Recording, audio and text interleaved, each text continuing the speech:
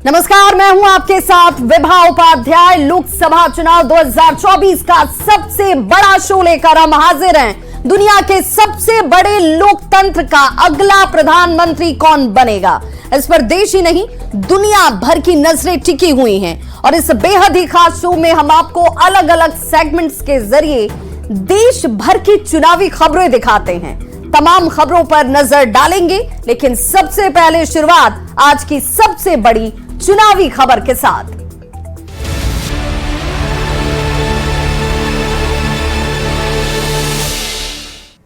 तो चुनाव से पहले प्रधानमंत्री नरेंद्र मोदी लगातार विरोधियों पर प्रहार कर रहे हैं। जम्मू कश्मीर के उधमपुर में पीएम ने बगैर नाम लिए हुए आरजेडी नेताओं पर जमकर निशाना साधा। सावन के महीने में मटन पार्टी का वीडियो जारी कर हिंदुओं की भावनाओं को आहत करने का आरोप लगाते हुए पीएम मोदी ने इंडी अलायंस के नेताओं की मानसिकता को मुगलों वाली सोच बताते हुए प्रहार किया है। तो पलटवार आरजेडी और कांग्रेस की तरफ से भी किया गया। देखिए हमारी यह खास रिपोर्ट।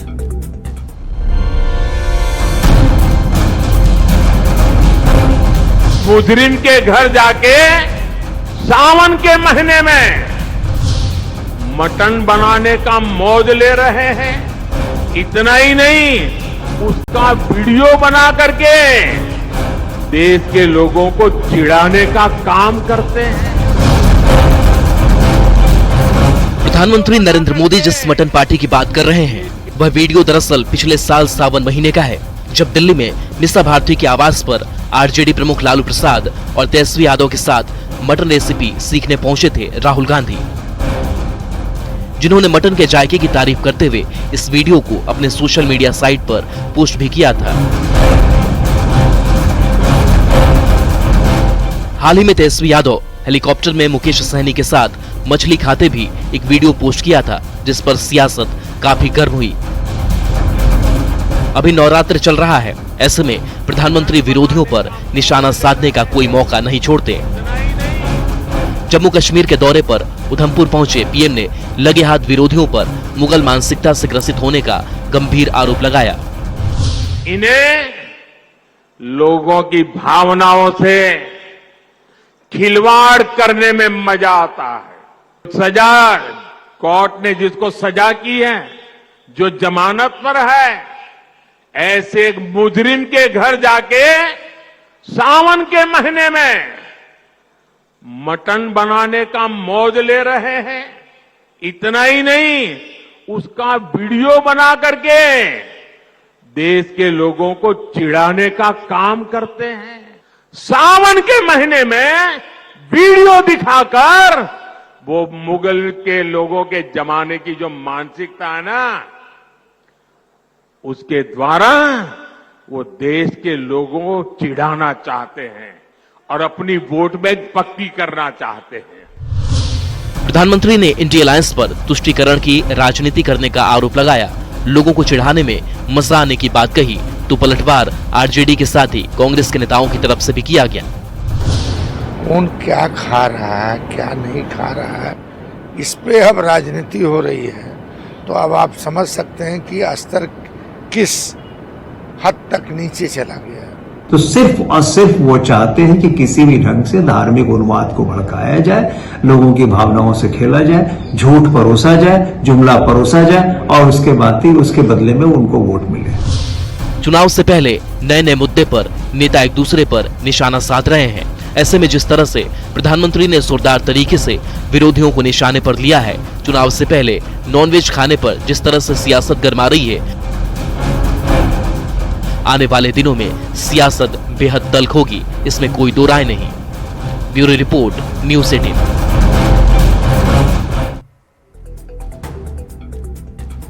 तो बिहार के मुख्यमंत्री नीतीश कुमार जब से बीजेपी के साथ आए हैं, तब से विरोधियों और खासकर तेजस्वी यादव पर निशाना साध रहे हैं। शुक्रवार को नवादा में बस यात्रा के जरिए लोगों के बीच पहुंचे नीतीश कुमार ने खुले मंच से न सिर्फ पूर्व की आरजेडी की सरकार पर निशाना साधा, बल्कि तेजस्वी का साथ क्यों छोड़ा ये भी बताया।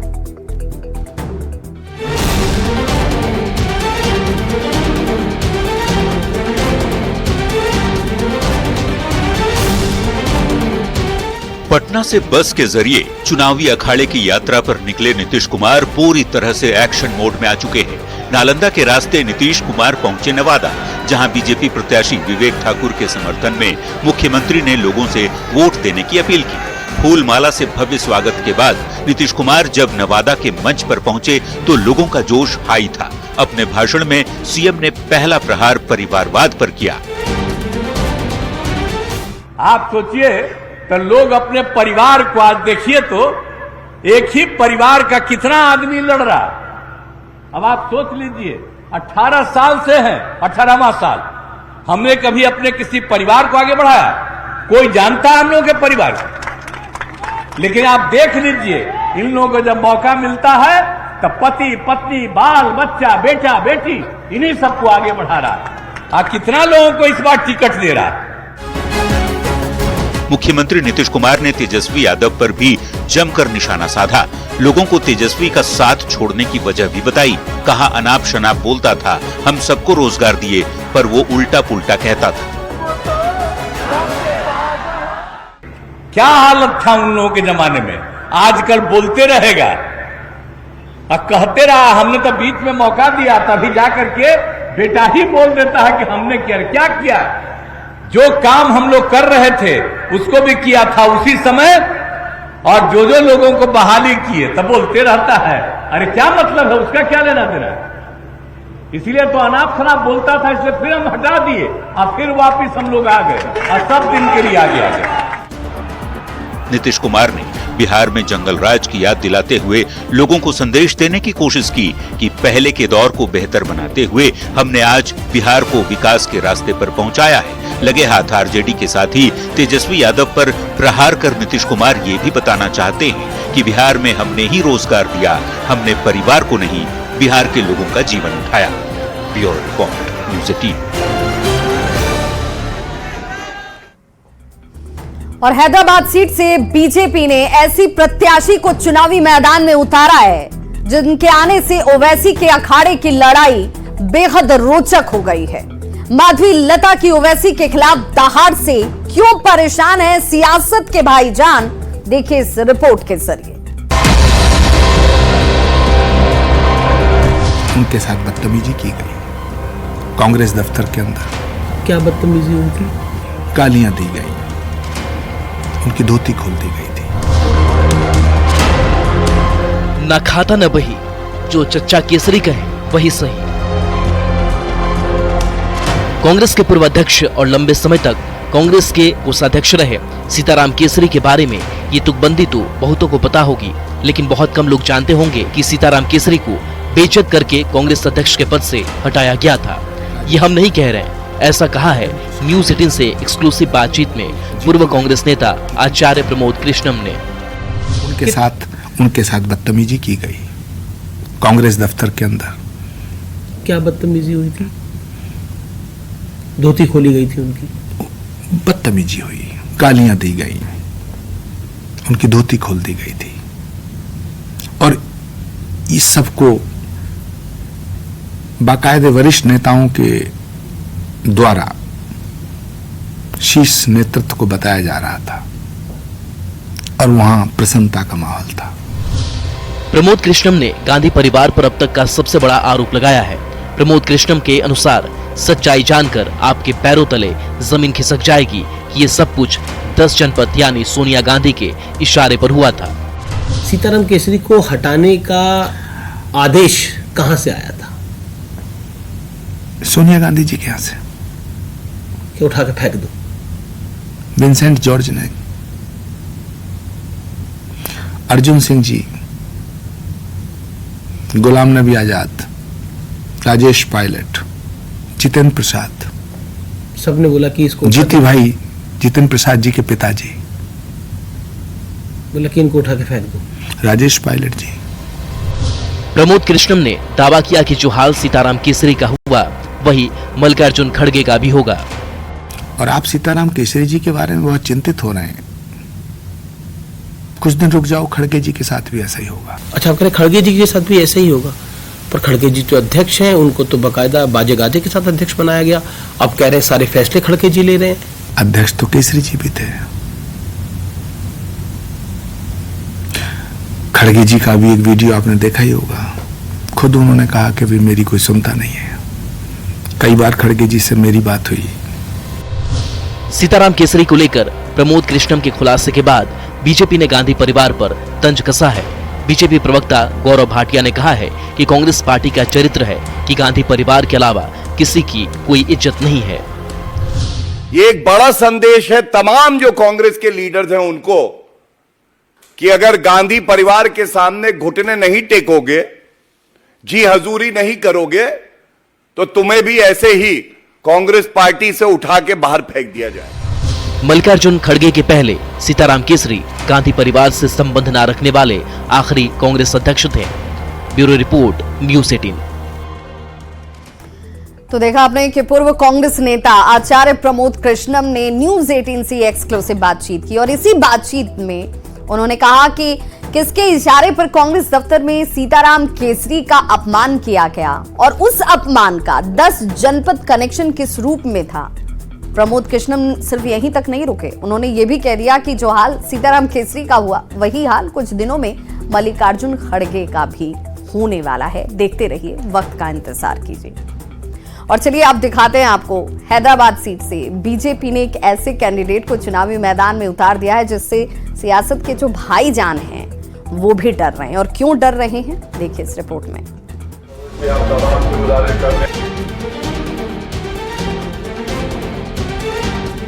हम जब भी जा रहे हैं उनके पास, उनको एक नया उम्मीद जागृत हो गया उनके अंदर कि हैदराबाद भी बदलेगा, अभिवृद्धि की ओर जाएगा और देश में जिस गर्व से हम चंद कॉन्स्टिट्यूएंसी का नाम लेते हैं तरक्की की तरफ, उनको उम्मीद है कि हम हैदराबाद को भी उसमें शामिल करेंगे। ये आवाज इन दिनों उठ रही है दक्षिण भारत के राज्य तेलंगाना से। इनका नाम माधवी लता है, जो लोकसभा चुनाव में बीजेपी की प्रत्याशी हैं। माधवी उस हैदराबाद सीट से इस बार ताल ठोक रही हैं, जिनके खिलाफ मैदान में उतरने की हिम्मत आमतौर पर नेता नहीं करते। ये वही सीट है जहां दशकों से सियासत के भाईजान यानी AIMIM प्रमुख असदुद्दीन ओवैसी सांसद चुनते रहे हैं। पर इस बार माधवी लता को बीजेपी ने ओवैसी के खिलाफ मैदान में उतारकर सधी हुई चाल चली है। माधवी लता सामाजिक कार्यकर्ता है। ओल्ड सिटी हैदराबाद की महिलाओं के लिए काफी काम किया है। अपने इलाके में बेहद लोकप्रिय माधवी के निशाने पर ओवैसी यूं ही नहीं आते। वजह भी सुनिए। क्या असदुद्दीन जी कभी सुने मुझे औरतों से कहते हुए क्या बुर्का मत पहनिए? क्या असदुद्दीन जी कभी सुने मेरे मुंह से कहते हुए आपको पढ़ाई मत करिए? क्या असदुद्दीन जी सुने मेरे मुंह से ये कहते हुए कि आप दब जाओ, कितने भी तलाक हो जाए शादियां कर लो, फिर तलाक ले लो आप, अरबों से शादी होके चले जाओ आप, गरीबी के दलदल में मर जाओ आप? कभी कहा मैंने ये सारे बात किसी भी मुसलमान औरतों से? ओवैसी के गढ़ में उनके आंख में आंख डालकर बात करने वाली माधवी लता हैदराबाद सीट पर कड़ी टक्कर AIMIM प्रमुख को देने जा रही है। तभी माधवी के मैदान में उतरने से अब कांग्रेस और BRS जैसी पार्टियां ओवैसी की जीत सुनिश्चित के लिए अपने अपने उम्मीदवार वापस ले लिए। समझना मुश्किल नहीं कि हैदराबाद की जंग कितनी तेज होने वाली है। Bureau report, news 18। और शो के सेगमेंट में अब देखते हैं बयान बवाली नेताओं के वैसे बयान जिन पर मच गया है सियासी घमासान।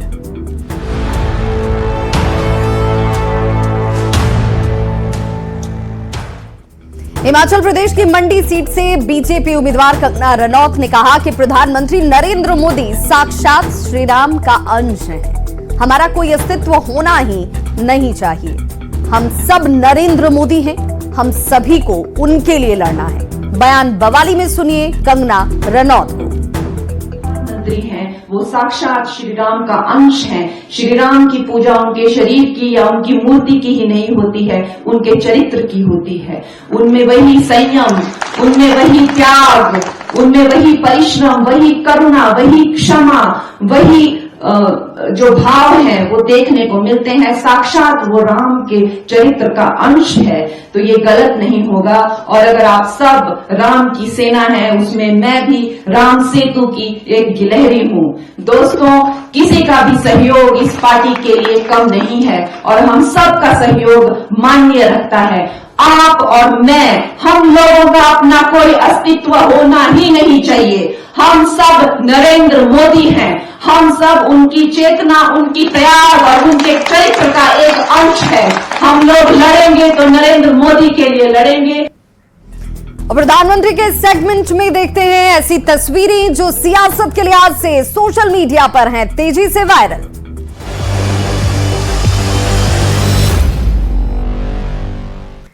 उत्तराखंड के सीएम पुष्कर सिंह धामी का एक वीडियो वायरल हो रहा है और प्रदेश के खटीमा इलाके में मुख्यमंत्री धामी लोगों के बीच जाकर प्रधानमंत्री नरेंद्र मोदी के राम राम संदेश को स्थानीय लोगों के साथ कुमाऊनी भाषा में बोलकर देते नजर आए। सीएम धामी का यह वीडियो वायरल हो रहा है। जयपुर के सेंट्रल पार्क में सुबह की सैर करते लोगों से मुलाकात की सीएम भजन लाल शर्मा की तस्वीर इस वक्त तेजी से वायरल है, जिसे आप भी देख पा रहे होंगे। सीएम अचानक से पार्क पहुंचे और वहां लोगों के बीच जाकर उनसे बातचीत करते नजर आए।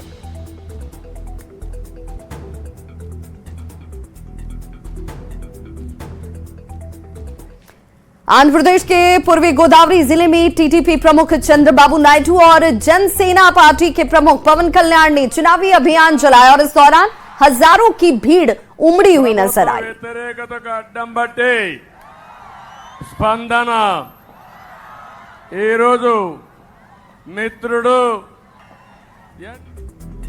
और चलिए अब आपको वो तस्वीर दिखाते हैं जो बिहार के नवादा